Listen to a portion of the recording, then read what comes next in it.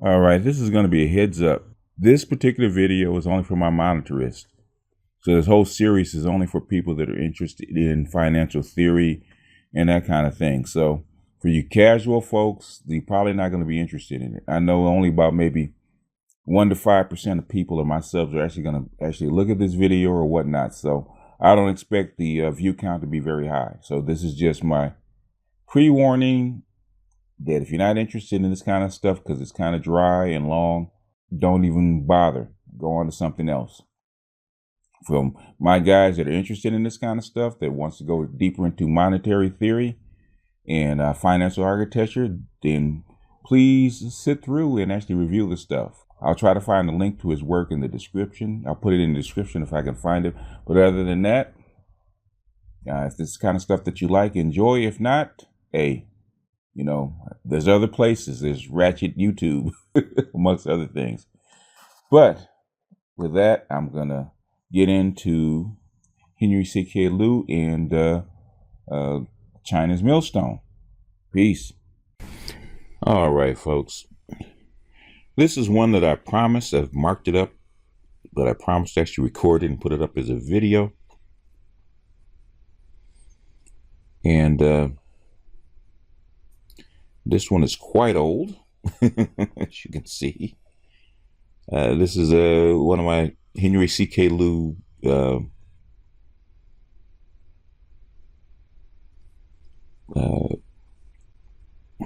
lectures. That's going back quite a bit. Now, this is HCK Liu is actually a Chinese economist studying in the United States, who was tasked to figure out how China can move inside this dollar system. And one of his more popular works was China's Dollar Millstone. Basically, a millstone around China's neck. I'm probably going to do all 5 parts, but I decided to start off with this one, probably because I marked it up. This is part 3. It said, over the course of the 19th century, history of the monetary imperialism, over the course of the 19th century, enough gold was known to have been accumulated by Britain to make it credible for the British Treasury to introduce paper currency backed by its gold to force the demonetization of silver in Europe to advance British monetary imperialism. Just as an aside, silver was actually not discovered, but basically new stocks of silver was actually discovered by Portugal and Spain when they went to the so-called New World, to Mexico and the Caribbean. They actually found larger stocks of silver, and they became the richest countries on the planet for, I think, like 200 years. So there was silver all over Europe. So this is what they're talking about. Many historians inaccurately describe the 19th century mercantilism as a policy of accumulating gold for a country through export of merchandise. The fact that gold accumulation can only be achieved by a purposeful policy of monetary imperialism. Mercantilism under bimetallism gave a trade surplus country both silver and gold. Only monetary imperialism could cause the inflow of gold with an outflow of silver. In other words, most of Europe was based on a bimetal standard, not just a gold standard, but a bimetal standard. In reality, Britain earned gold in the 19th century not from export. This is game here. Not from export of merchandise, because of buyers of British goods had a choice of paying in silver or gold under bimetallism. In reality, Britain accumulated gold by overvaluing gold monetarily all throughout the 19th century.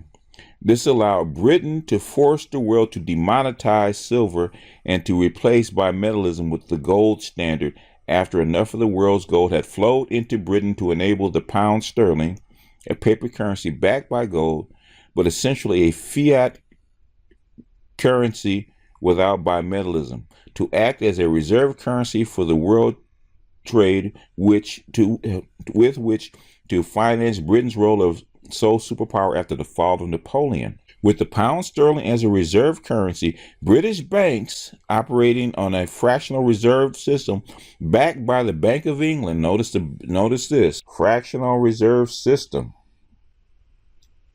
It's actually Quigley said this is one of the things that actually defeated Napoleon, because Napoleon was operating off of a metal-backed system.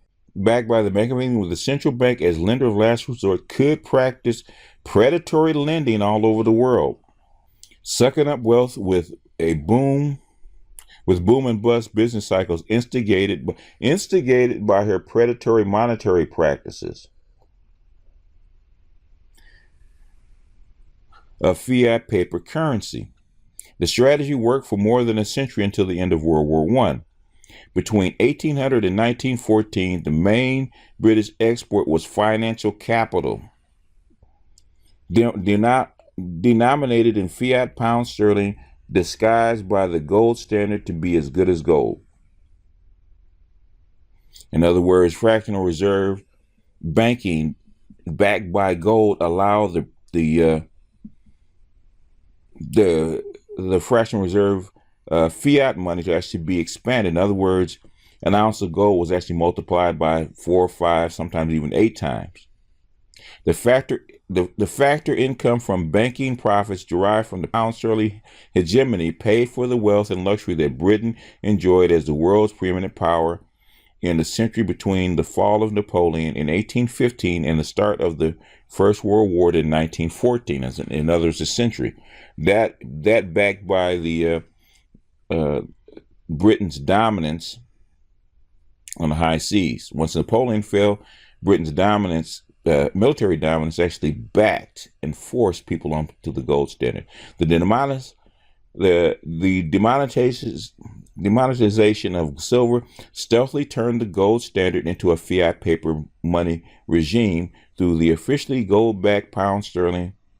Because the gold backing, it was no longer priced in silver at a fixed rate, or any other metal of intrinsic value for that matter. Gold, and only gold, became the fiat unit of account set by the British Mint, a fact that made Britain the monetary hegemon of the age. That is why the farmers in the United States in 1890 wanted to get off the gold standard and go back to a bimetal standard, because the British bankers and American bankers were basically forcing, extracting wealth from people, from the commoners, by this practice.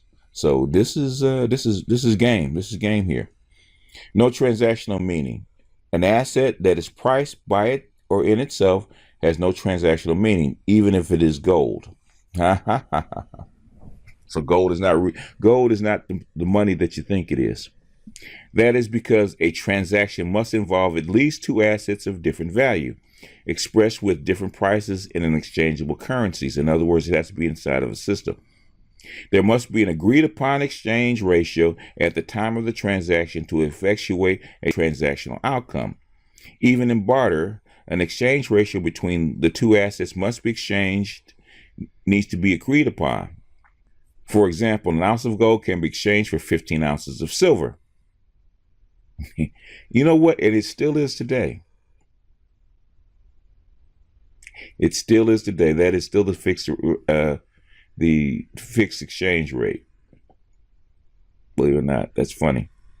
An ounce of gold that can be exchanged for another ounce of gold carries no information of transactional value.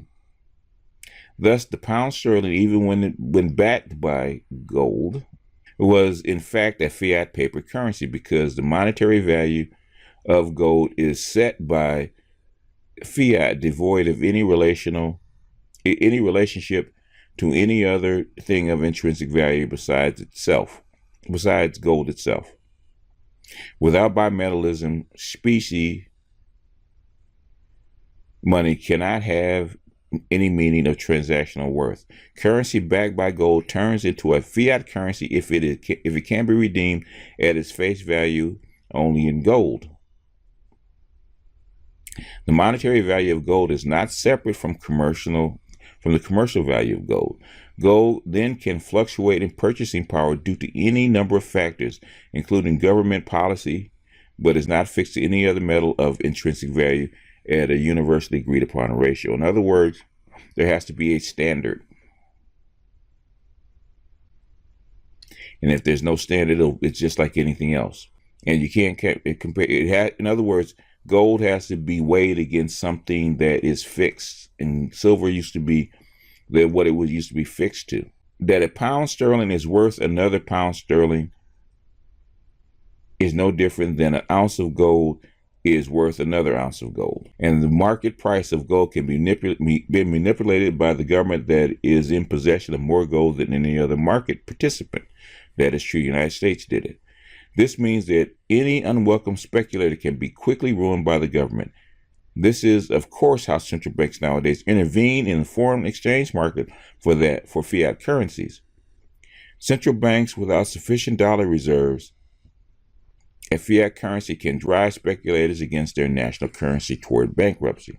Before silver was demonetized, the silver-gold ratio was set monetarily at 15.5 to 1 in England and 15 to 1 in France, motivating speculators to buy silver with gold in England, and buy gold with silver in France for an arbitrage profit of half an ounce of silver for each ounce of gold so transacted in the two countries.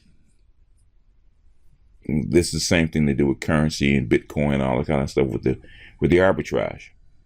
This caused a continuous flow of gold to England, independent of international trade flows in any other commodities. Even when Britain incurred a trade deficit, gold continues to flow into Britain because of the monetary hegemony of the pound sterling. In other words, Great Britain created an intentional imbalance so they can actually get more gold. After silver was demonetized, gold could be exchanged at the British Treasury only for pound sterling notes. In other words, after silver was demonetized, they no longer gave you what? Gold could only be exchanged for what? Pound sterling notes at the rate of 21 shillings, or 1 pound, 1 shilling per ounce of gold, fixed in 1717. The commercial price of gold in England was set by the British Treasury on par with its monetary value because the gold price was denominated in pound sterling. The commercial price of silver or any other commodity in England was also denominated in pound sterling, which had a monetary value set in gold by the British Treasury by fiat. After the demonetization of silver, no one knew how much silver was worth as money because it was no longer used anywhere as money. In other words, they replaced silver with the pound sterling, with the pound. Thus, there could not be any discrepancy between the commercial price of silver and its monetary value because silver ceased to have a monetary value. Silver then became a commercial commodity like any other commercial commodity, while only gold remained a monetary unit of account accepted in the British Treasury and any other treasuries of countries which observed the gold standard. They basically made gold a fiat. Countries that refused to join the gold standard saw their currency kept out of international trade and had to pay a penalty of high interest rates on loans denominated in their non-gold-backed currency. Where do we see this today? Look at that. Can you say the dollar? The Bank of England could issue more pound sterling notes by fiat based on the fractional reserve principle in banking. She only needed to keep enough gold to prevent a run on the pound sterling notes for gold at the Bank of England. Still see that today with the dollar. And since England was in possession of more gold than any other country at the time, Britain under the gold standard became the monetary hegemon. with more money at her disposal than justified by the amount of gold she actually held. Other gold standard countries had to maintain a much higher fractional reserve in gold than Britain, therefore had less money with which to participate in international capital markets. In other words, Britain just produced more money because of fractional reserve, and nobody else was allowed to participate. The monetary hegemon could sustain a trade deficit with an inflow of gold caused by monetary policy. Without a fixed exchange rate regime, each nation could adopt a gold standard unrelated to other nations' gold standard. For example, the U.S. at $20.67 per ounce of gold and Britain at £3, 17 shillings and 10 pence per ounce of gold would let the exchange rate between the dollar and pound sterling work itself out mathematically. That is what a fiat currency regime does, except instead of being valued by a gold standard based on the amount of gold held by the issuing government, the exchange rate of the currency is valued by each country's monetary policy implications and financial conditions such as interest rates, balance of payments, domestic inflation rate, budget, fiscal budgets, trade deficits, and so on and so forth. In other words, it becomes way more complicated. Thank God for computers. The United States, though formerly on a bimetallic gold and silver standard, switched to a de facto gold standard in 1834 and de jure in 1900. In 1834, the United States fixed the price of gold at $20.67 per ounce, where it remained for a century until 1933, when President Franklin D. Roosevelt devalued the dollar to $35 per ounce, but made it illegal for citizens to own gold in amounts worth more than $100.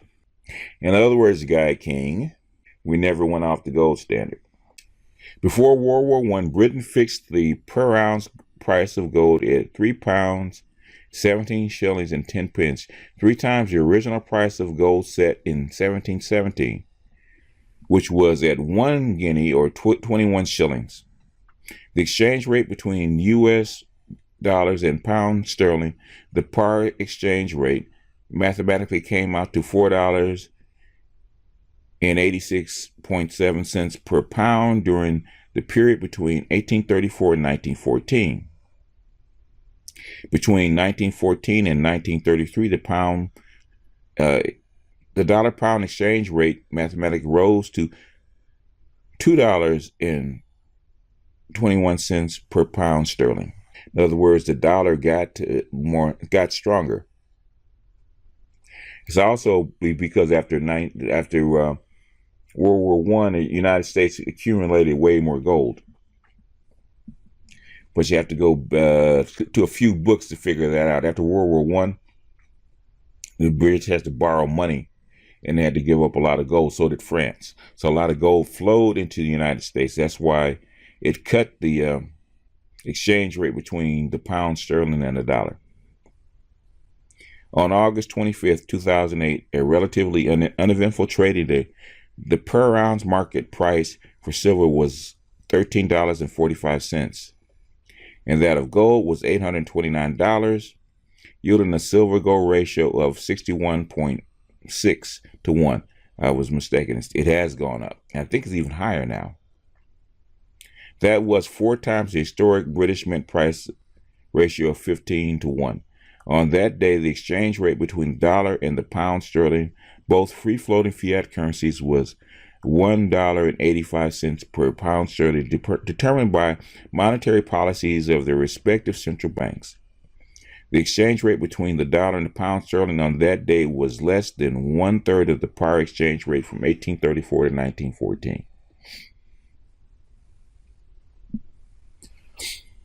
The British pound sterling had lost more than 1/3 of its exchange value against the dollar in 94 years, while the dollar itself has also fallen against gold by 2,360% from $20.67 to $829. The dollar had not become stronger, only the pound had become weaker against the dollar. This is because the pound, like all other fiat currencies in the world, has become a derivative currency of the dollar. Just like Britain did it to us, we did it to them. The quantity theory of money refined. John Locke in 1632 to 1704 and David Hume 1711 to 76 provided considerable refinement and elaboration and extension to the quantity theory of money, allowing it to be integrated into the mainstream of orthodox monetarist tradition. Locke developed the right of private property based on the labor theory of value and the mechanics of political checks and balances that were incorporated in the United States Constitution. Locke in 1661 asserted that the proprietary postulate that a doubling of the quantity of money would double the level of prices and half the value of the monetary unit. That makes sense. Hume in 1752 introduced the notion of causation by stating that variation in M, money quantity, will cause a proportionate change in P, price level. Concurrently with Irish banker Richard Cotillion, 1680 to 1734, Hume applied the QTM to two crucial distinctions. One, between static, long-run stationary equilibrium and dynamic, short-run movement toward equilibrium. And two, between the long-run neutrality and the short-run non-neutrality of money. Hume and Cotillion provided the first dynamic process analysis of how the impact of a monetary change spread from one sector of the economy to another, altering relative in price and quantity in the process. They pointed out that most monetary injections would involve non-neutral distribution effects. New money would not be distributed among individuals in proportion to their pre-existing share of money holdings. Those who receive more will benefit at the expense of those receiving less than their proportionate share. That makes sense too. That's capitalism. And they will exert more influence on determining the composition of new output. Initial distribution effects temporarily alter the pattern of expenditure, thus the structure of production and the allocation of resources. This is how inflation causes disparity. From disparity of incomes and disparity of wealth amongst people. In other words, people with more money influence how much will be each item will cost. So the more money you have, the more people that have the money influence on what things cost. So that's automobiles, houses, where people live. That's what's going on right now as far as gentrification in certain cities. A lot of people being pushed out because the people with the money determine what's going to be inflated and what's going to be deflated. Like there's no reason that a house in Los Angeles costs, $500,000 and a house in somewhere in Kansas costs $30,000. The only difference is that the people with money decide this is where they want to live and they don't want to live in Kansas. So that's like we have that causes income disparity. And this the income disparity also wealth disparity. Thus, it is understandable that conservatives would be sympathetic to QTM to maintain the wealth distribution status quo. So that is one of the nature of conservatives. Or if the QTM was skirted to ensure that the maldistribution tilts toward those who are more likely to engage in capital formation, namely the rich. Ta-da! This is precisely what happened in the past 2 decades that caused sharp rises in income disparity. Thus, developing economies in need of capital formation would find logic in first enriching the financial elite, while advanced economies with more production and overcapacity would need to increase aggregate demand by restricting income disparity, which free market fundamentalism has failed to do. In other words, what you're saying is to keep the game going, just like a monopoly. If one player has all the funds, the game is over. If you don't equally distribute your funds or the wealth, what's going to happen is it's going to get so calcified and concentrated into the hands of top people. What's going to happen to your economy? It's going to fall flat and the game's over. That's what he's trying to say. The problem is of central banking and market capitalism. It delivers money to those who need it least. This excess money is called capital. Hume describes how different degrees of money illusion among income recipients, coupled with time, natural, and artificial delays in the adjustment process, could cause cost lags behind prices, thus creating abnormal profits and stimulating optimistic profit expectations that would spur business over expansion and employment during the transition period. Over expansion. That's what you call the boom. These non-neutral effects are not denied by the adherents of Q2M, who nevertheless assert that they are bound to dissipate in the long run, albeit often with great damage if the optimism is unjustified. The latest evidence of the non-neutral effects of money is observable in the expansion of the so-called new economy from easy money in the past decades and the recurring collapse of serial bubbles. These are your recessions. Q2M formed the central core of 19th century classical monetary analysis, provided the dominant conceptual framework for interpreting contemporary financial events, and formed the intellectual foundation of orthodox policy prescription designed to preserve the gold standard. The economic structure in the 19th century Europe led the analysts to acknowledge additional non-neutral effects. This is a lot of verbiage, but the thing is, we have to read this into the record, so stay with me. Such as the lag of money wages behind the rise of prices, which temporarily reduces real wages, the stimulus to output occasioned by inflation-induced reduction in real debt burdens, which shifts real income from productive debtor entrepreneurs to unproductive creditors, renters.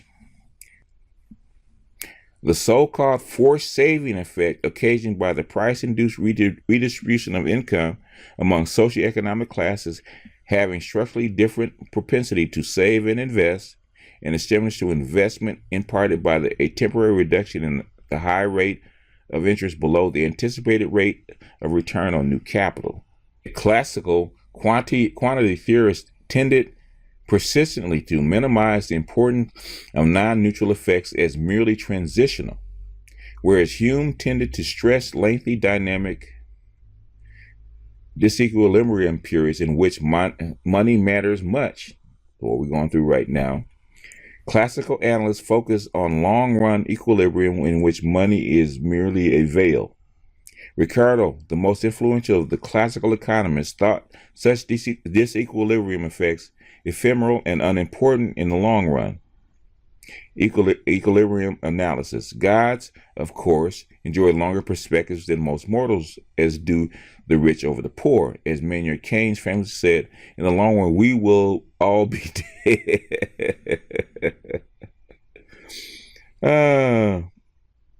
In other words, we're not going to live long enough to see everything equal out. As leader of the bullionists who advocated immediate and full par resumption of convertibility of notes in gold, Ricardo charged that inflation in Britain was solely the result of the Bank of England's irresponsible overissue of money, when in 1797, under financial stress from the Napoleon Wars, Britain left the gold standard for inconvertible paper. What he's saying is, because of Napoleon, in 1797, Britain left the gold standard and replaced the false gold standard that they were on. Same thing that the United States is doing right now. At the time, the Bank of England was still operating as a national bank, not a central bank.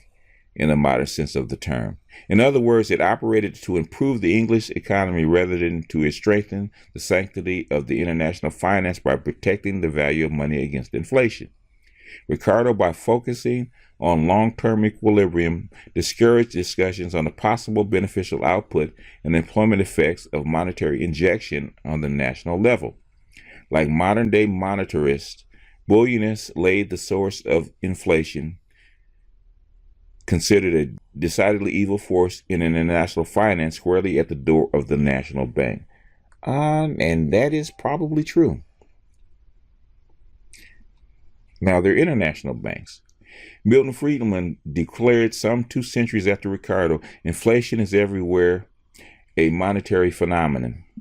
Friedman's concept of money matters is the diametrical opposite of Hume's view of money, that most monetary injection would involve non-neutral distribution effects. This has been the result of Greenspan's abusive use of liquidity to moderate the business cycle, creating price bubbles. In other words, you can't control the shit.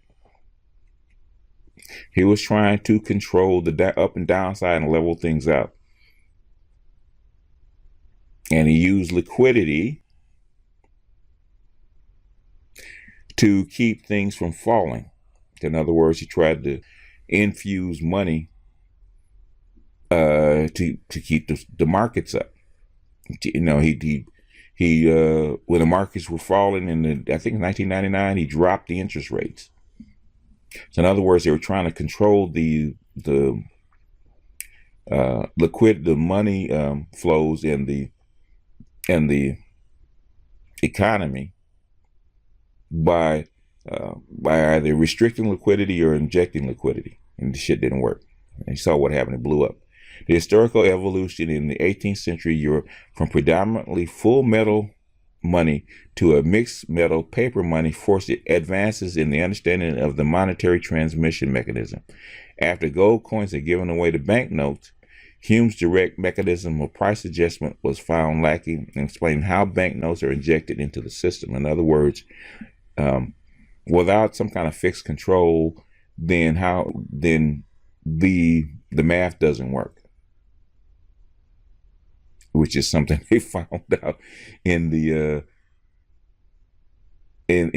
banking crisis. The math didn't work out. Cool. Quantity theory of money and government policy. Henry Thornton, 1760 to 1815, in his classic The Paper Credit of Great Britain, 1802, provided the first description of indirect mechanism by observing that new money created by banks enters financial markets initially via an expansion of bank loans. By increasing the supply of lendable funds, temporarily reducing the interest rates below the rate of return on new capital, thus stimulating additional investment in loan demand. In other words, you drop the interest rates, you have more loan demand, which stimulates additional investment. So basically, that's how you speed things up. Thus, in turn, pushes prices up, including capital good prices, drives up loan demands, and eventually interest rates, bringing the system back into equilibrium indirectly.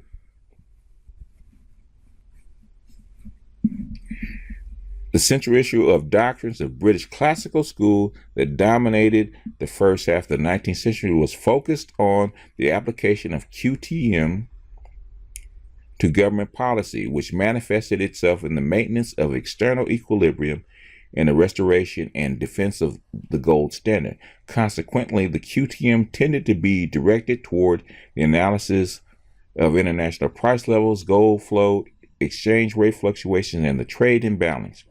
It formed the foundation of mercantilism, which underpinned the economic structure of the British Empire via colonialism, which reached the institutional maturity in the same period.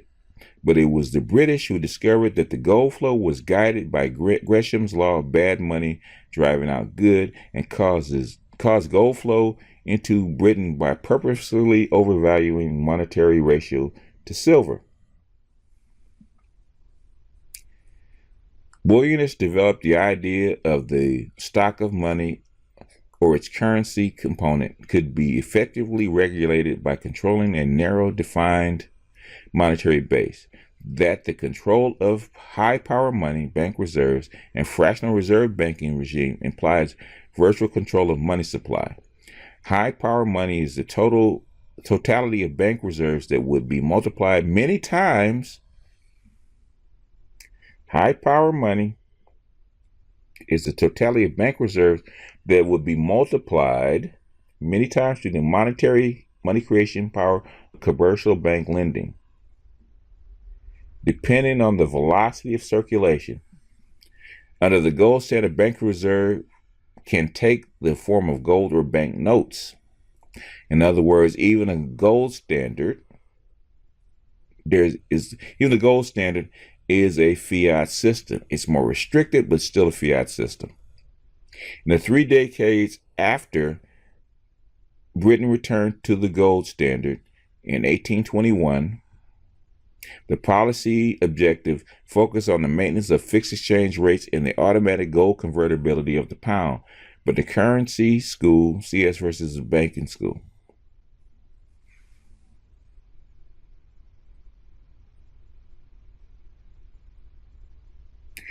And that is the end of the reading of Henry C.K. Lew's piece.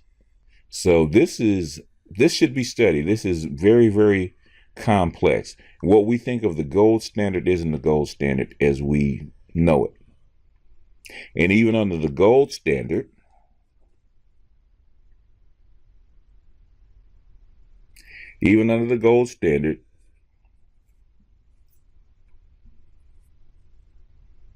there was inflation. Not as much, but there was. Even under the gold standard, there was inflation. So to say that it's not is not true. And even under the gold standard, there were tricks of the central bank. And even under the gold standard, there was fractional reserve inflation with British pound notes. So the British gold standard wasn't that much different than what we see with the dollar system. And it was actually enforced by what? By guns. It wasn't just trade. In the same way that the United States locks certain countries outside of the dollar system and cost them more money, the British did it back then too. So this stuff has been going on a long time, boss. It's not just the United States. It's not just a fiat monetary system. We are still under a de facto gold standard system, same way that Britain did the same thing to the world back then. Bretton Woods 2 is no different than what the Brits did way back when. And that's something that we do not take into account.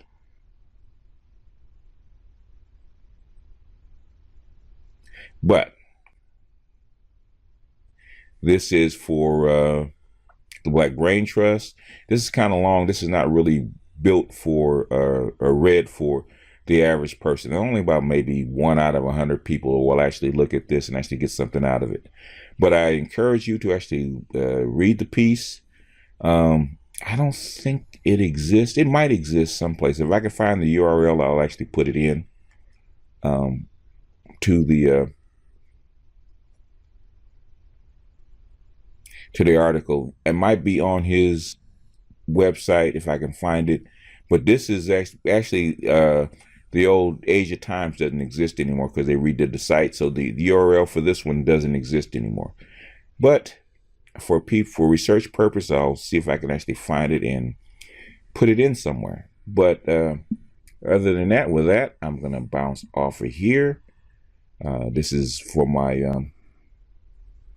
financial nerds. This is BGS out, and I'll see you guys on the next one. Peace.